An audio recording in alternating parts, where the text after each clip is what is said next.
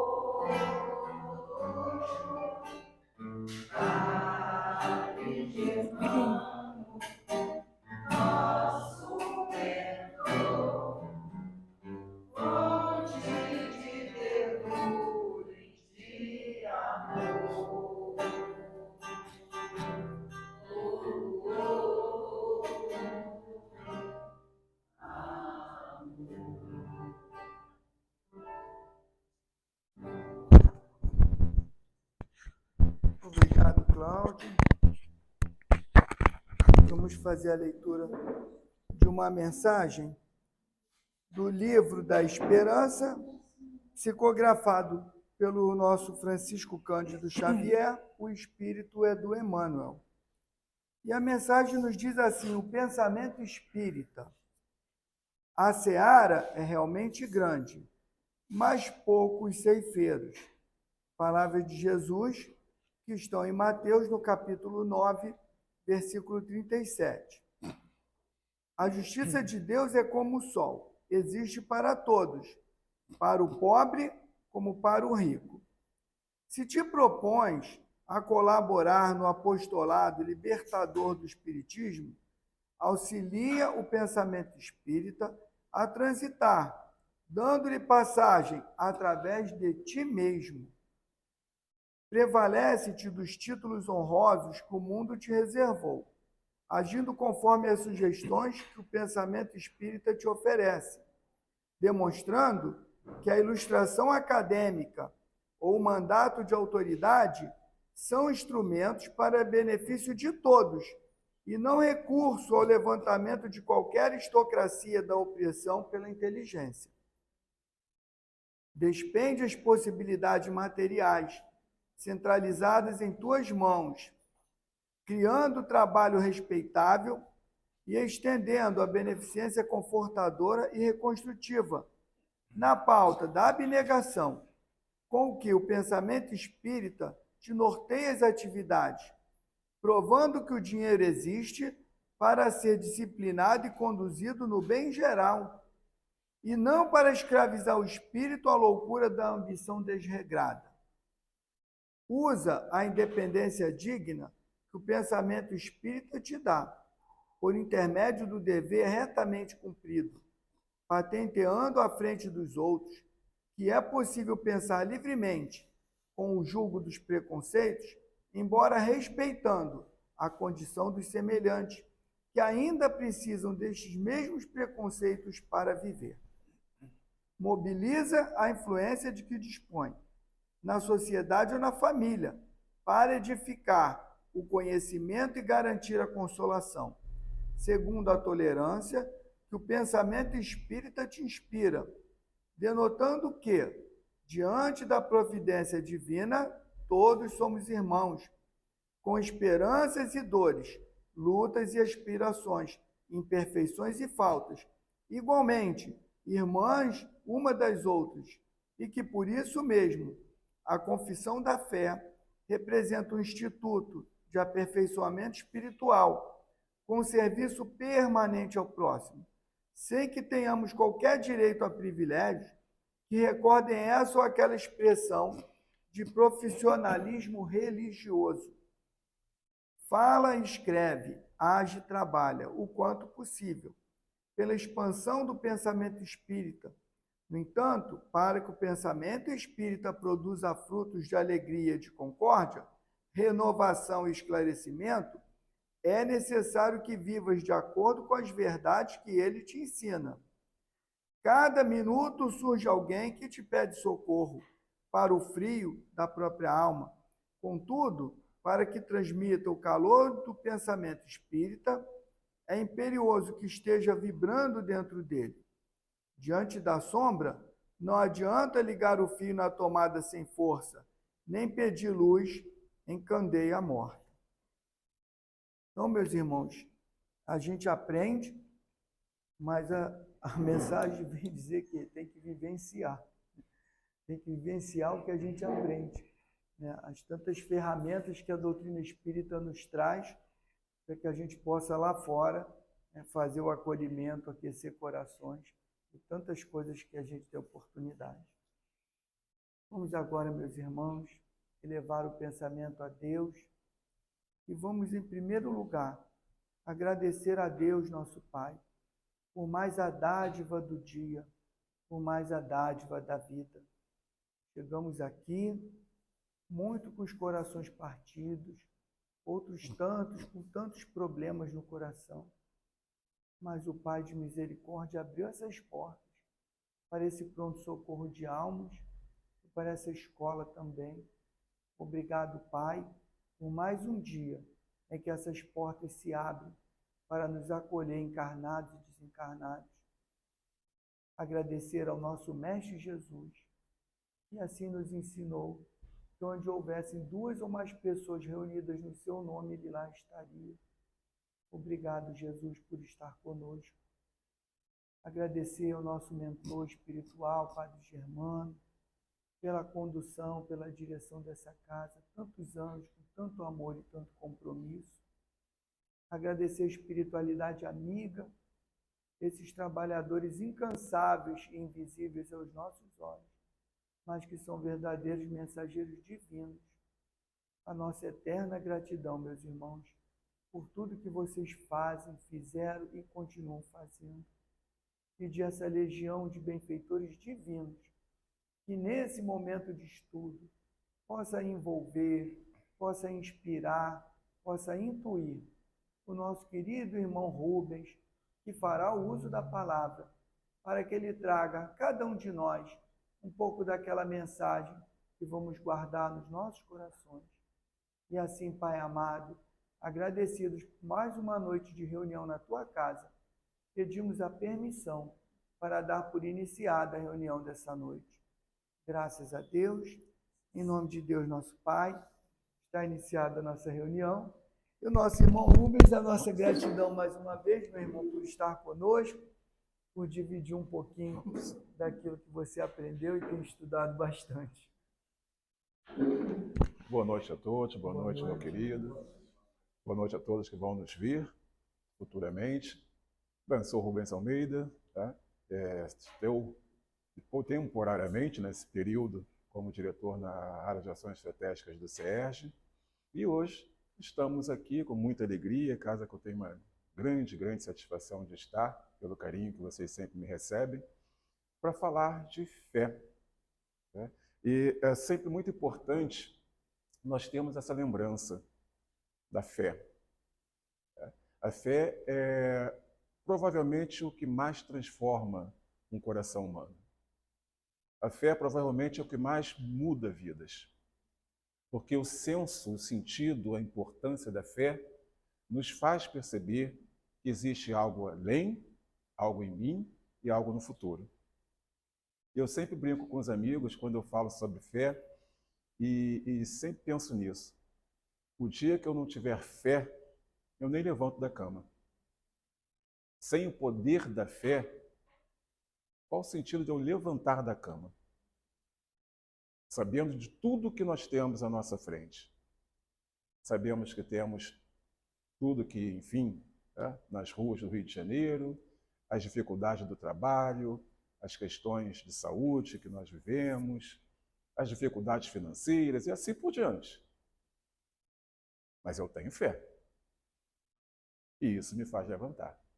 Isso me faz sair de casa. Isso me faz trabalhar. Isso me faz buscar dentro de mim constante transformação. Só e apenas pela força da fé. E quando falamos em fé, é muito interessante. Porque, primeira coisa, definir o que é fé. O que é fé?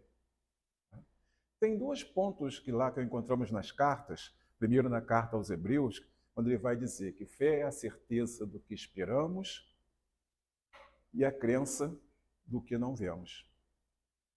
Quer dizer, eu tenho certeza que tem alguma coisa na frente. Eu espero que aconteça alguma coisa. Eu sei que vai acontecer alguma coisa. Mas eu não vejo. Então eu preciso ter essa certeza, essa crença. Até porque quando pensamos em fé, como eu falei para vocês, é aquela questão de algo acima, algo em mim e algo além. Ou seja, 3 dimensões de fé. Fé em Deus, fé em mim e fé no futuro. Porque normalmente quando nós falamos em fé, nós pensamos isso aqui, tenho fé em Deus. Ok, todos temos aqui fé em Deus. Mas se não tiver fé em nós mesmos? Se não tivermos fé na nossa própria condição, na nossa possibilidade de realização, no nosso esforço, nas nossas buscas, o que adianta ter fé em Deus? É aquela coisa que eu escuto desde pequeno. Do céu só cai água. Ou seja, Deus vai me dar tudo, Deus me dá tudo o que eu preciso, a cada um de nós. Mas fé é uma virtude, é algo ativo. Eu preciso trabalhar pela minha fé. Deus me dá tudo que eu tenho à minha volta. E tudo isso é para que eu tenha a possibilidade de produzir, de fazer algo, de dar alguma coisa em troca. O que eu posso dar em troca a Deus? Deus me dá tudo, não dá? O ar que nós respiramos, a nossa vida, enfim, tudo. O que eu posso dar de volta a Deus? Principalmente a minha utilização de tudo isso em favor do outro, para auxiliar o outro. E assim, nessa troca, todos nós seguirmos juntos, avançando para a nossa iluminação. Porque apenas com fé nessas 3 dimensões, em Deus, em mim e no futuro, nós podemos avançar. Quando nós abrimos uma reunião, como fizemos hoje, nós temos fé que tudo, a espiritualidade, Deus, Jesus, está aqui entre nós. Está aqui nos cuidando, sanando nossas dificuldades, nos amparando.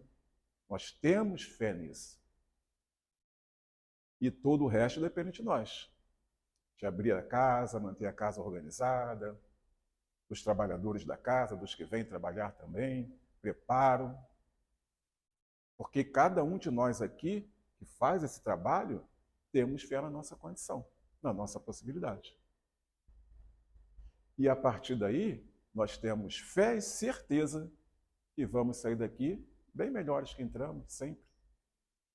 Mais leves, mais instruídos, nos amando mais. E essas 3 dimensões, elas não podem estar desconectadas. necessariamente tem que ter fé em Deus, em mim, no futuro e no porvir. Lembre-se que do livro Céu e Inferno, aquele maravilhoso livro que tem gente que tem medo. Né? Eu lembro que algumas pessoas, não, tem medo. Tem medo de espíritos de dizendo o que acontecem na espiritualidade, mas é aquela coisa das tradições, daquela alguém falou que é isso, aquilo. Mas lembre-se, qual é o primeiro capítulo de Céu e Inferno? Parte primeira. Quem lembra? Aqui, como é que a gente pega quem não leu o Céu e Inferno, tá vendo? Leia o Céu e Inferno, leiam Gênesis. Tá? Primeira coisa, o porvir e o nada. O nada. O que é o nada? Total e completa falta de fé. Total e completa falta de esperança. Não tem nada. Não, eu tenho fé que existe um porvir. Eu tenho fé que existe um outro mundo, outra dimensão. Não importa o nome que nós vamos dar. Mas a graça divina me concede esse porvir. E entre a graça divina me conceder o porvir e chegar a esse porvir, esse ato aqui é meu esforço, é meu trabalho, é a minha fé em mim mesmo. Essa fé que Kardec fala que tem que estar enfrentando a razão sempre, tem que estar muito, muito potente dentro de mim. Voltamos na questão. O que é fé? O que é fé? Que é fé? Quem é fé? Por vezes, como falei para vocês aqui no livro de Hebreus, é a certeza do que esperamos e a crença no que não vemos. Paulo de Tarso, na 2 Coríntios, vai dizer que não vivemos mais, aliás, que vivemos por vista, não vivemos mais por fé. Eu não preciso ver para viver. Eu não preciso ver para caminhar, porque eu acredito, eu tenho fé. E Paulo ainda vai dizer, tá, uma belíssima frase lá em Romanos, que nós estamos em paz com Deus a partir da nossa fé em Cristo Jesus. Passamos a ser adotados por Deus pela fé. É a fé que nos move à iluminação. É essa fé em Cristo que me faz mudar. Mas mesmo assim, continuo pensando, ora, o que é fé especificamente? Kardec fala em fé raciocinada. Né? Aquela fé, como ele diz, que tem que encarar frente a frente a razão. Essa fé, razão, eu preciso pensar para ter fé? Eu preciso raciocinar para ter fé? Será que é isso que Kardec diz? Para ter fé, eu tenho que sentar aqui no meu laptop e fazer uma equação. Será que é só isso? Eu sempre me perguntei muito o que é fé. Eu fui criado por uma pessoa de uma fé absoluta, absoluta. Sim, uma fé que eu poucas vezes vi na minha vida. Eu entendi, eu via. E eu sempre perguntei, como move uma pessoa ter uma fé desse tamanho? Né? E como é que eu posso explicar uma fé dessa? Até que um dia, um pouco tempo atrás, acho que uns 5 anos atrás, eu escutei uma historinha que diz o seguinte, para designar o que é fé. Tá? Um homem estava lá com seu filho, uma criancinha, e a criança, do nada, pergunta a ele, pai, o que é fé? Eu lembro dos meus netos, dos meus filhos, dos meus netos, dos sobrinhos, quando pergunta um troço, vai perguntando, tem que responder, né? Tem que dar um jeito de responder. Então o pai ficou pensando, olha, como é que eu vou explicar o que é fé para essa criança? Se nem eu mesmo entendo. Ele pensou e teve uma iluminação. Sabe aquela coisa na espiritualidade agindo? Tem que explicar para essa criança. Então vamos lá. O que ele faz? Na casa dele tinha um porão. Né? Então ele bota o filho, vem cá, filho, vai até a beira do porão. Ele abre a porta do porão e desce. E não acende a luz. Fica tudo escuro lá embaixo. E a criança lá em cima. Então esse pai diz para a criança, filho, você está me ouvindo? Aí o filho fala assim, estou te ouvindo sim, pai. Aí o pai pergunta, filho, você está me vendo? Aí o filho, estou vendo não, pai, está tudo escuro. O pai então olha para cima e diz para ele, pula. E a criança na mesma hora pulou. Isso é fé. Eu vejo? Não, mas eu tenho fé. Eu sei? Sim, mas não vejo. Da mesma forma que essa criança tem uma fé absoluta que ela vai pular e o pai vai segurá-la, sem ver, é essa fé que eu tenho em Deus. Porque eu tenho certeza que a graça divina nunca, em hipótese nenhuma, vai me desamparar. E eu tendo essa fé, eu me jogo. Eu tendo essa fé, eu vou para qualquer lugar, eu faço qualquer coisa, porque eu sei que a graça divina vai estar ali presente. Ou seja, a fé me ampara, a fé me sustenta, a fé me fortalece, a fé me faz crescer. A fé nos traz tudo que nós precisamos para caminhar. Por isso essa grande palavra de Paulo, não caminhamos, não vivemos mais por vista, vivemos por fé. Sei para onde vou? Não. Imaginem, Paulo, ia para cá, para lá, ele parava, pensava, agora vou para ali, agora vou para cá. Não. Era a fé que o ia levando. A ele e a tantos e tantos outros que começaram a peregrinações, as evangelizações, plantar igrejas. E vejam que interessante, a única vez que é registrado que Paulo decide, para e senta, agora eu vou para lá. O que acontece? Os espíritos chegam para ele e falam assim, não, para lá não, para cá. Ele insiste, não, mas já fiz muito para cá, quero ir para lá agora. Ele queria ir para o Oriente. E os espíritos, não, para lá. E depois ele vai, né, entender. Não é ele. Ele está como que um trabalhador, como que um instrumento. E para sermos instrumentos da espiritualidade, de Deus, de Jesus, nós precisamos dessa fé. E essa fé ativa, essa fé potente, essa fé que me faz caminhar. Porque muitas vezes nós pensamos em fé, não só em fé como todas as virtudes, fé, esperança, caridade, principalmente essas três, as três virtudes teologais, como algo que nós temos. Eu tenho fé. Tá.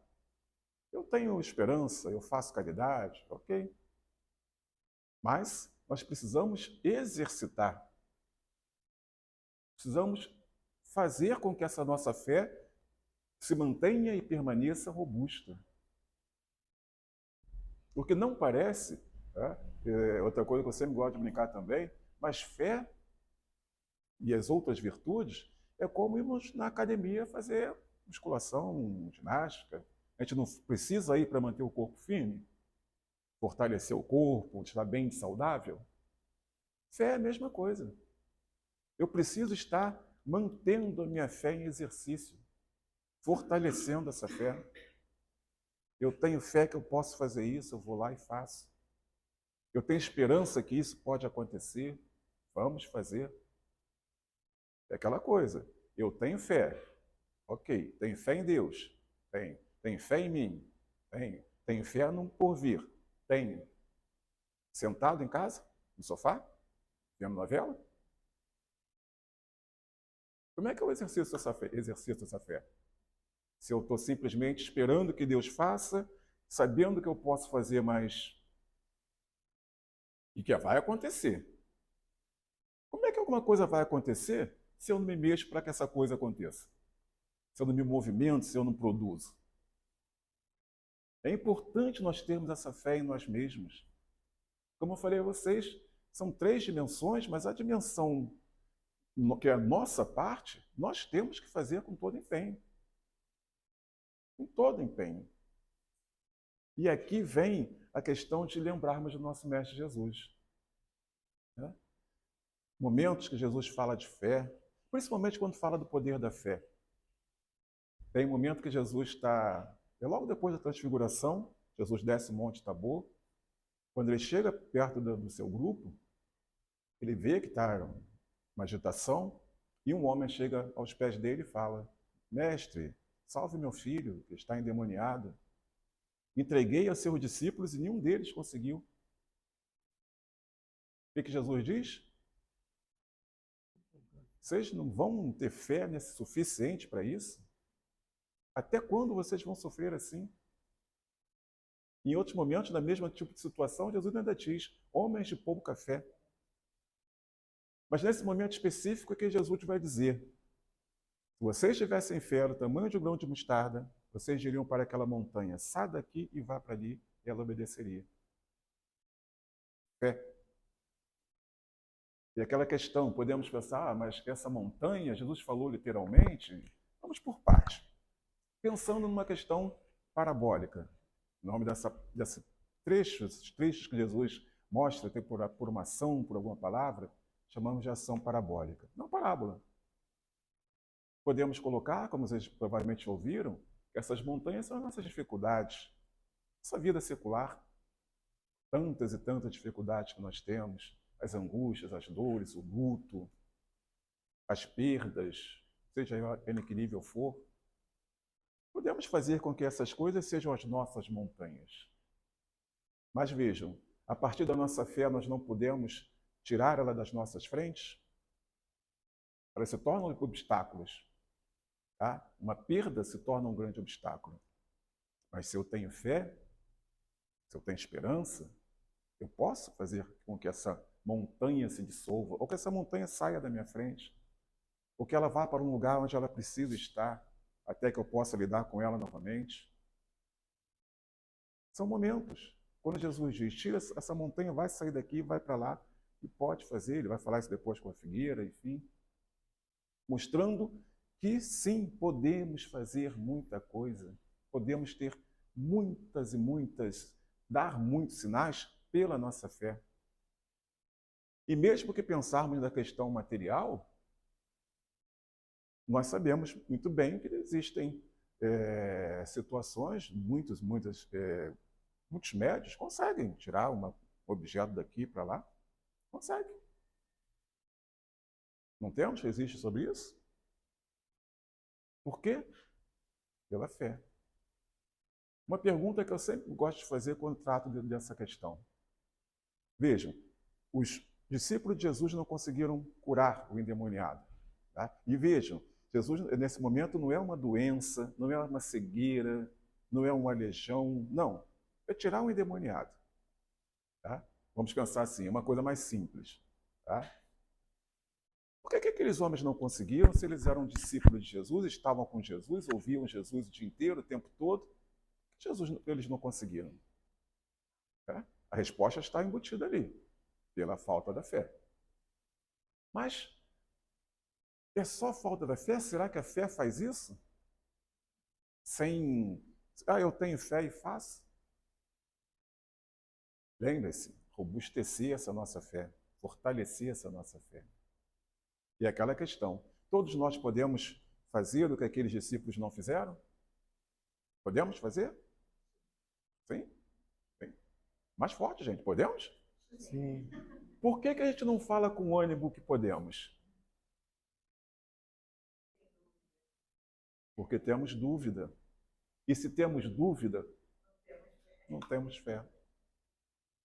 Vejam, aqueles homens que não conseguiam sequer curaram um endemoniado, passado muito pouco tempo dali, até a sombra deles curava. Por quê? Não duvidavam mais. Vamos lembrar o processo? Até esse momento, Jesus falava com eles, são vários momentos. Homens de pouca fé, vocês não têm fé, sua fé é pequena. E fazia, explicava e mostrava àqueles homens o poder da fé. Até que quando esses homens, a partir da ascensão de Deus, de Jesus ao reino de Deus, recebem ali em Pentecostes o Espírito Santo e começam a entenderem e terem a confiança, todos eles passavam a curar. Todos. Como eu falei a vocês, Pedro pela sombra. As pessoas botavam os doentes na sombra de Pedro e curavam. E veja, não eram só os apóstolos, não. Quando Pedro pede para escolherem os 7 para cuidar da igreja. Um deles é Estevão, o outro Filipe. Tá? Estevão fez maravilhas. Filipe fez maravilhas. E não eram nem apóstolos, mas tinham fé. E todos os outros que naquele período de início da igreja, início dos salvos, como vocês eram chamados, que tinham essa fé, faziam maravilhas. Qual era a diferença, né, daqueles que não conseguiam para tão pouco tempo conseguir? Certeza, fé, certeza em Deus, fé em Deus, fé em cada um deles mesmo e fé no futuro. Esse conjunto de pensamentos que nos faz ter essa certeza absoluta que a fé tem muito poder. Pensando em Jesus, vejam bem os exemplos que ele nos deixou. Tem 3 passagens que são fantásticas com relação a entendermos o poder da fé. Tá? Primeiro, tá, que eu tenho um carinho enorme por essa passagem, da mulher hemorroíça. A mulher que está há 12 anos sangrando. E não era só uma questão de saúde naquela época, era uma questão de espiritualidade, uma questão religiosa, porque um período que a mulher sangrava, ela estava impura. E ela precisava depois fazer ofertas, fazer libações para se purificar. Agora imagine 12 anos ininterruptos. Essa mulher não podia ser abraçada, não podia ser tocada, não podia estar em lugar nenhum, era menosprezada, perdeu tudo que tinha. Essa pessoa teria condição de ter fé? Uma pessoa que passa uma situação dessa? Mas vejam, ela só ouve falar que Jesus ia passar ali. Ela sem força nenhuma, rastejando, toca. Normalmente nós ouvimos que toca as vestes de Jesus. Né? Não, ela não toca as vestes. Ela toca, naquela época se usava uma espécie de chale, tá? Até bem embaixo. Tá? E lá no finalzinho tinha uma espécie de franjinhas. O nome daquilo é tsitsi. É ali que ela toca. É nessa pontinha que ela consegue tocar. Vamos lembrar, Jesus estava rodeado por pessoas e essa mulher com muita fraqueza. Imagine. E ela toca a pontinha e na mesma hora Jesus diz que dele saiu uma virtude. Qual o tamanho da fé dessa mulher? Olha o poder da fé dessa mulher. Vejam, quando Jesus fala, o que os discípulos dizem? Ah, mestre, está todo mundo te tocando. Vamos. Até porque o caminho era para uma coisa muito importante, era para curar a filha de Jairo. Nesse inteirinho, essa mulher toca na veste de Jesus. E Jesus para. Não. Saiu uma virtude de mim. A fé tamanha dessa mulher tinha uma virtude de Jesus. Vejam, cercado, pessoas tocando, abraçando, apertando, puxando, mas um ínfimo toque, Jesus entende, atende e cura aquela mulher. Por isso ele vai dizer, a tua fé te curou. O poder da sua fé te curou. E normalmente a gente pensa, né, Jesus curou. E aí até ele diz que a fé da pessoa que curou. Nesse caso ele não viu a mulher. Essa mulher não tocou no corpo dele. Uma prova cabal que o poder da fé daquela mulher é algo absoluto. É esse tamanho de fé que Jesus diz. Se vocês tivessem fé, né, podendo nós pegarmos e formarmos uma frase, se vocês tivessem o tamanho da fé desta mulher, vocês conseguiriam fazer com que a montanha saísse daqui e fosse para lá. Depois nós temos outra mulher também com uma fé enorme. E veja que interessante, Jesus está em um momento conturbado, ele vai lá para Tiro e Sidom, fora do burburinho, para ficar um pouco sossegado, ele dizia, já ainda não está na hora. E lá, bem distante, quando ele está ali no lugar, normalmente não conheceriam ele, que ele podia ficar cegado. Vem uma mulher cirofenícia, uma mulher estrangeira, tá? E pede a Jesus que cure a filha dele. Um dos diálogos mais interessantes do Evangelho. Chega para Jesus, uma estrangeira, numa terra estrangeira, com Jesus não querendo estar agindo. Cure minha filha está morrendo.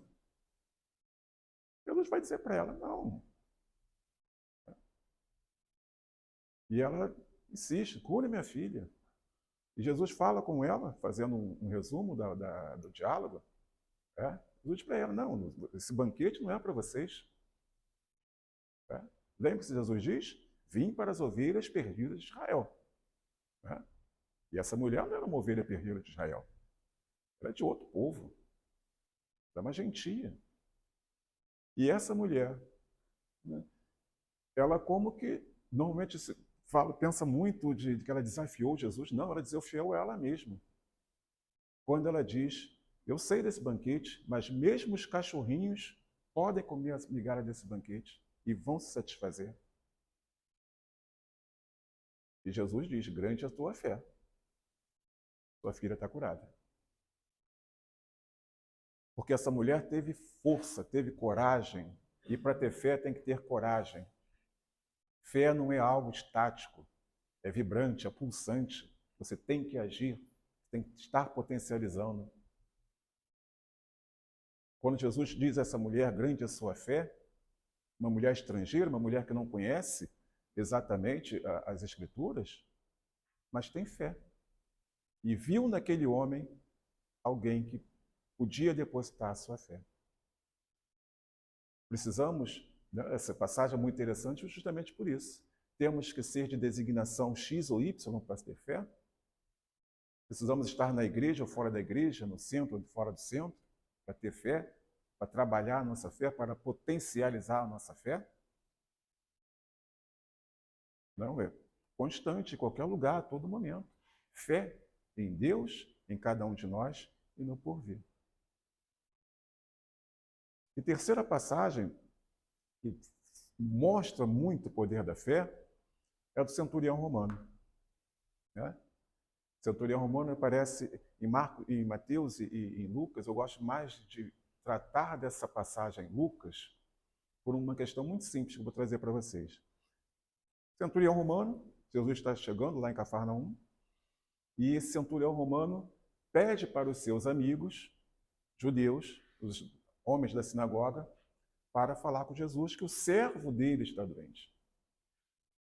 Ele pede para os amigos da sinagoga para falar com Jesus. Por isso que eu gosto mais dessa passagem em Lucas, porque nos outros evangelhos, existe um diálogo do centurião com Jesus. Em Lucas, não. Em Lucas, ele pede para alguém falar com Jesus. E esses homens vão chegar para Jesus, os homens da sinagoga, normalmente pessoas com poder ali, fala, mestre, salve o servo, o centurião romano é bom conosco, construiu a nossa sinagoga. E, falando ali, discutindo, Jesus, não, pode, tudo bem, vou lá na casa dele curar o servo. Falaram bem daquele homem, então Jesus ia curar o servo.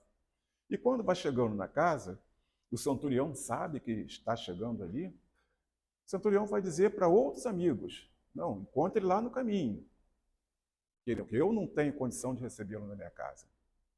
Diga a ele que ele entende a minha posição, porque eu tenho meu soldado, se eu mandar meu soldado fazer, ele faz, se eu mandar meu servo fazer, ele faz, assim da mesma maneira. Eu sei que se ele mandar o meu servo se curar, meu servo vai ser curado. E quando Jesus recebe esses amigos, esse segundo grupo de amigos que dizem que ele não merece nem que Jesus chegue na casa dele, o que Jesus diz? Nunca vi fé assim em Israel. Um centurião romano, um homem de muito poder, numa cidade importante, uma fé que Jesus não viu em Israel, em toda Israel. Mais uma vez, precisamos ser isso ou aquilo para ter fé? Precisamos estar aqui ou ali para ter fé? Precisamos ser daqui ou de lá ou de acolá para sermos boas pessoas? E Jesus cura o servo do centurião. Mais uma vez, nunca vi fé assim em Israel. A Sirofenice, ele diz, grande é a sua fé. Para a mulher hemorroísa, ele diz, saiu de mim uma virtude. Coisas grandiosas. Vejam o poder da fé. A grandiosidade dessas 3 passagens. A grandiosidade da fé de cada um deles em cada situação. Um homem muito poderoso, uma mulher muito doente e uma estrangeira, provavelmente, muita dificuldade. Cada um com uma condição, cada um com uma visão, uma perspectiva, mas a fé absoluta, a fé poderosa, a fé robusta, que faz, sim, uma montanha sair de um lado e ir para o outro. Aquela mulher, 12 anos doente, não era uma grande montanha que ela carregava nas costas. Ela não estava nem na frente dela, não. Ela carregava nas costas uma montanha. Uma mulher estrangeira, que provavelmente já deve ter buscado saúde para sua filha de várias maneiras e identifica em Jesus o homem que poderia salvá-la. Um grande comandante. Vejam a grandiosidade desse homem. Ele não está pedindo para curar um dos seus soldados, que era muito importante a irmandade entre soldados, é ainda, né? Mas essa legião romana era muito conhecida também por isso. Não é um parente, não é um filho, não é um esposo, não, é um servo. Um servo. E aí voltamos nessa questão. Uma pessoa tem tamanha fé para que cuide de um servo. Vamos lá, fé, esperança e caridade. Fé, esperança e caridade. E onde é que nós encontramos essas 3 virtudes? Em Paulo, lá na 1 Coríntios, capítulo 13, quando ele fala que sem caridade ele não é nada. Absolutamente nada. Ele faz todo aquele belíssimo testemunho de caridade, de amor ao próximo, e lá no final ele vai dizer, tudo isso ficou a fé, a esperança e a caridade. Fé, primeiro, para que eu possa ter esperança. E eu sabendo que existe esse porvir, que eu tenho essa esperança nesse porvir, eu naturalmente vou ser caridoso. Naturalmente vou cuidar do meu próximo e vou cuidar de mim. Se eu não cuidar de mim, eu não consigo cuidar do próximo. Certo? Se nós não estivermos saudáveis, nós não vamos conseguir vir para a casa espírita trabalhar. Cuidar de cada um de nós mesmos. Ter fé que Deus nos supre de tudo. Tá? O que Jesus diz lá no Sermão do Monte? Vá pelo caminho reto da justiça e tudo lhe será acrescentado. Se todos nós formos justos, caminharmos com fé e por fé, não temos o que temer. Não temos que temer o futuro, não temos que temer as potestades, não temos que temer absolutamente nada. Nada. A única coisa é a ideia, o conceito de temer a Deus, porque eu sei que Ele é o que me sustenta. Lá em Romanos 8, Paulo vai dizer, se Deus é por nós, quem será contra nós? A frase, então, que se diz muito por aí, às vezes, tá? Como um ditado comum, é Paulo dizendo, depois de um belíssimo discurso, ele começa dizendo, se Deus é por nós, quem será contra nós? Quem pode ser contra nós? Quem tem o poder de me ferir? A não ser eu mesmo, pela minha falta de fé em Deus.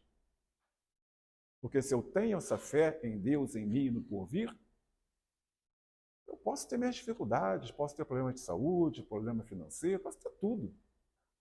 Porque muitos têm essa ideia, quando Jesus, que vou seguir Jesus, vou seguir isso, vou seguir aquilo. Mas eu sofro. Mas isso. Mas aquilo. Quando Jesus chama a cada um de nós para segui-lo, ele não diz que vai ser mar de céu de brigadeiro. Muito pelo contrário. Jesus deixa claro que nós vamos sofrer. Mas seremos glorificados ao final. Mais uma vez, as 3 dimensões da fé. Fé em Deus, fé em Cristo, seguir firme, porque existe o porvir. Lembre-se, quando Jesus chama, quem quiser vir após mim, pegue sua cruz. Jesus não manda a gente largar a cruz e vir passeando, saltitando atrás dele. Não. Vamos carregar a cruz também. Porque quem construiu a cruz? Quem botou lá prego por prego para a cruz ficar bem, bem firme? Nós. E esse caminhar após Jesus é a oportunidade que nós temos de pouco a pouco, a cada passo, tirando o peso dessa cruz, até que ela vá se dissolver. Porque, vejam, após ele já abriu o caminho, ele já mostrou o caminho.